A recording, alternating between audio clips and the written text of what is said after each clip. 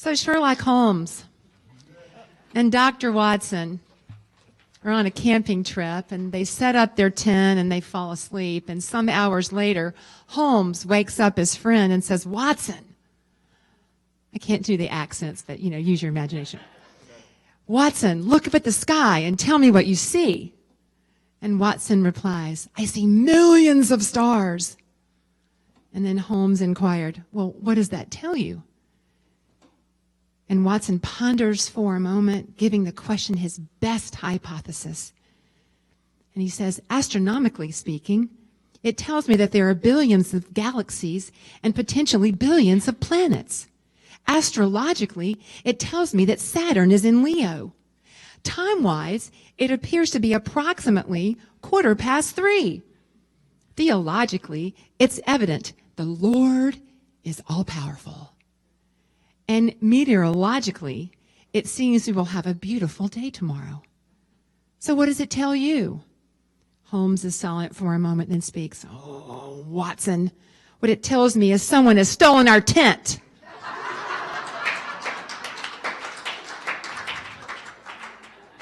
I could see some heads like, I know where this is going. Has really nothing to do with what we're talking about today. But anyway. So, happy Advent. And I had a couple people ask me before I started this one, like, what is Advent? Because many of us did not come from a tradition where Advent was practiced actively. And so I have a very brief explanation. Advent means coming. So in the Christian tradition, in many Christian traditions, what Advent means is the coming of the birth of the Christ.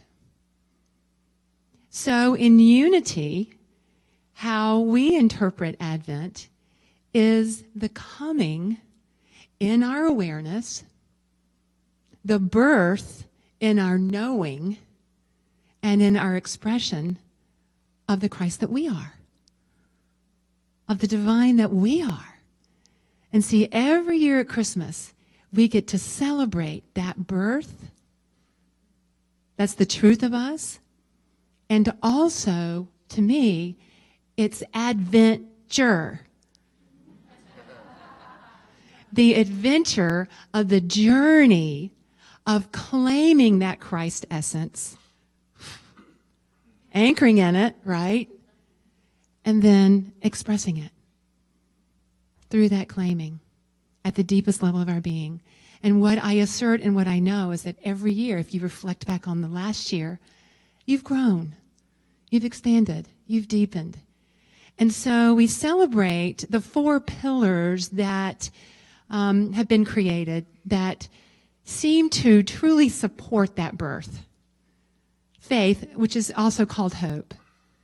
Charles Fillmore said, I don't think he quite said it this way, but he said that hope is kind of a weenie version of faith. He didn't say weenie, but a watered down version. Yeah, because faith, there's a different energy, isn't it? To me. So we celebrate faith as a pillar of that birth, love, peace, and joy. So every week we will light a candle that represents those pillars, those ways that support us in birthing in our awareness, the truth of what we are. And I thought it was so great, how life just flows so beautifully, that we're in this study, the 5th agreement, and how faith, fits in so beautifully. Here we are on the 4th agreement, but before we go there, let's review, like we did in the meditation. So we are on the 4th agreement, but the 3rd agreement is the 1st agreement. Be impeccable. Oh, that's right, be impeccable with your word, right? And then 2nd agreement, don't take things personally. And the 3rd agreement, don't make assumptions. And Edie knows so beautifully, shared with you last week, the value in not making assumptions. Because the whole foundation of making all these limiting beliefs with ourselves is called our belief system. Our belief system. Because we've been domesticated, we've been programmed, we've believed through agreement things that are absolutely not true about us. And so I'll share in our last Wednesday night class, we did an exercise that I personally found very powerful. So on the flip chart, I just drew a little person and put original innocence on the bottom, or actually essence. And so the class I said, so what are some qualities of our original essence, innocence, excuse me. And things like love and joy and curiosity and awe and expansion and those beautiful ways of being that we came into this world with, regardless of what our circumstances were. Our essence was never compromised. We were born with original innocence and blessing. And so then what we did was each person was given 3 red little bricks cut out of paper. And each person thought of 3 limiting beliefs that they had learned and they felt that they had lived out of, at least at one point in their life. And so they wrote a belief on each brick, and they came up and they put them on that flip chart paper with space in between so that it looked like a wall. And to me, I just felt like that represents what our belief system does. It creates a wall, a dense wall that blocks us from our knowing, from our remembering the truth of what we are. But the space in between those bricks, what holds those bricks together? The mortar is faith, the misuse of faith. See, in Hebrews 11:1 it says, faith is the assurance of things hoped for, the conviction of things not seen. The 2 words that jump out are assurance and conviction. And folks, in our humanness, we tend to want to be right about things.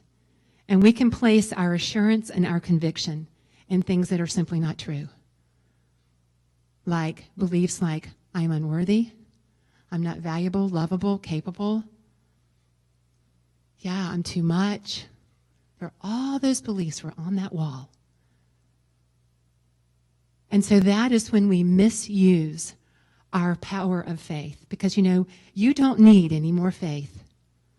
Part of the aspect of the diamond gem of the Christ essence that you are is faith. But the point is how are you using and expressing your faculty of faith? Where are you putting your assurance and your conviction? In what's true or what's false? And when we make assumptions, we are putting our faith in what's not true. Because we just haven't taken just a moment to ask the question, what's really true here? And that little spin they make on the word assume? I don't need to spell that out. However, it's because we're not standing in the truth of what we are when we make an assumption about someone else or another thing. Because we're not asking and not standing in what's really true. Folks, we make assumptions because we just are, I think that's what's true. That's what feels right to me. Yeah. And that's coming from that limited belief system. So here we are this Sunday, and the 4th agreement is, do you know what it is? Do your best. Always do your best. See, here we are on a spiritual journey. All of us are on this journey. And I think this is one agreement that every single one of us can keep, because every single one of us can do our best. Whatever our best is in the given moment. The tricky part is that part of the density of the belief system that no longer serves us is that I think culturally, and I think a lot of us have shared with me, a lot of people have shared with me, and I'll just use myself as well, that I have a standard of perfection that I can't meet. Can anyone else relate? All right. See, that's the tricky part, because when we talk about Always do your best. I'm not saying always be perfect. Your essence is perfection. Okay? But I think what we do is when we say, oh, I got to do my best, I've got to be perfect. I've got to be perfect at being impeccable with my word. I've got to be perfect at not taking things personally and not making assumptions. And it sets ourselves up to sabotage ourselves and say, oh, the heck with it. The thing about doing our best that the authors talk about in this book is that, again, and I know we hear this a lot, is awareness. We've got to be aware of when we're not being impeccable with our word, when we're taking things personally, when we're making assumptions. That's the foundation. But the next step is taking action, is practicing. We have to practice, and we have to be willing to give ourselves a learning curve. Wow, we're so hard on ourselves. We think, oh, I heard this on Sunday morning, and I'm going to go out and practice it. And if I don't do it perfectly, well, then heck with it. No, we get to be gentle with ourselves on life's journey. And practice. And there's this story I'm sure you've heard. You know the one about Carnegie Hall? So Carnegie Hall, you know, one of the most prestigious venues in the world for classical and popular music. And rumor is that a pedestrian was walking down 57th Street in Manhattan, and this person stopped Jascha Heifetz, regarded as one of the most important and influential violinists of the 20th century, and inquired, could you tell me how to get to Carnegie Hall? Yes, said Heifetz. Practice. Practice.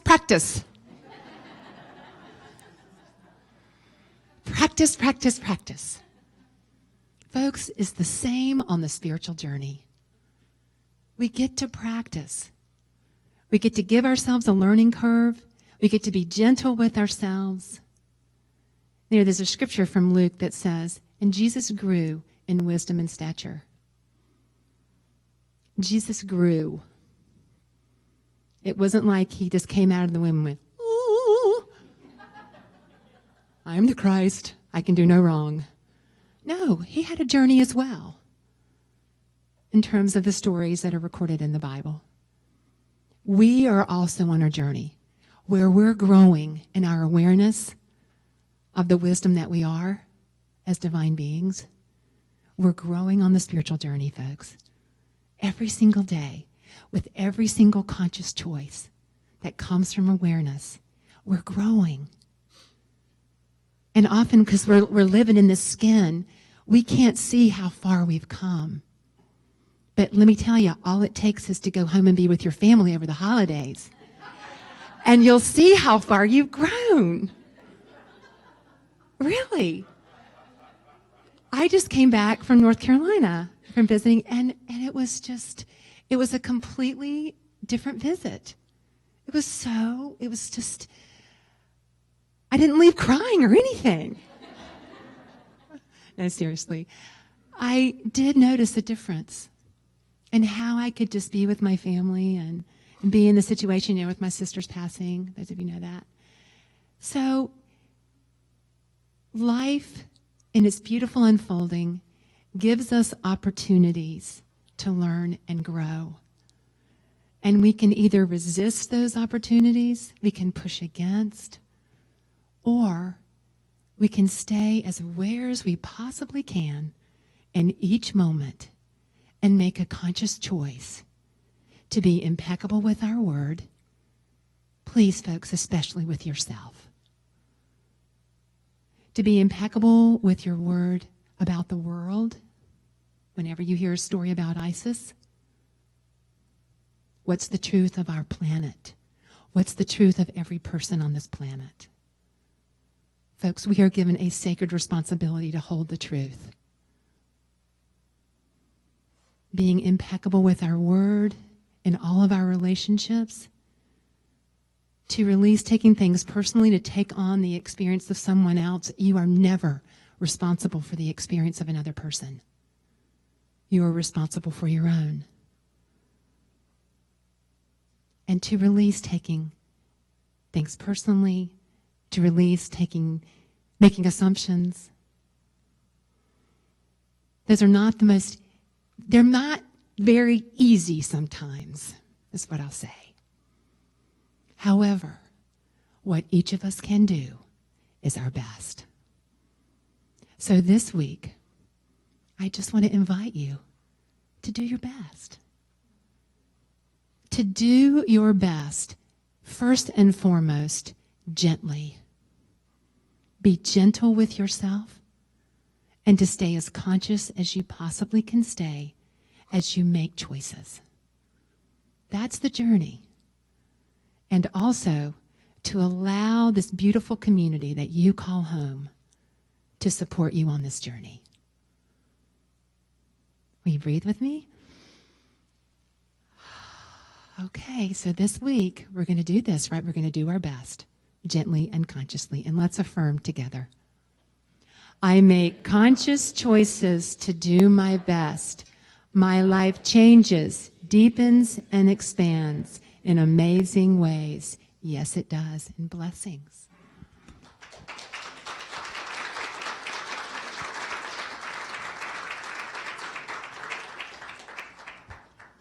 So, this is our time to give from the love of our being, knowing that we are infinite abundance, knowing that every gift that we give blesses this community to do its mighty work.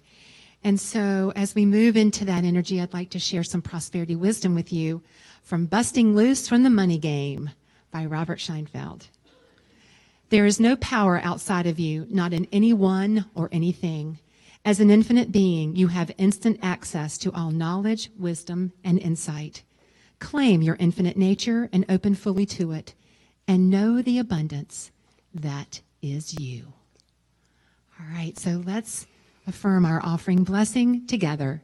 Divine love through me blesses and multiplies all that I have, all that I give, all that I receive, and all that I am. Yes.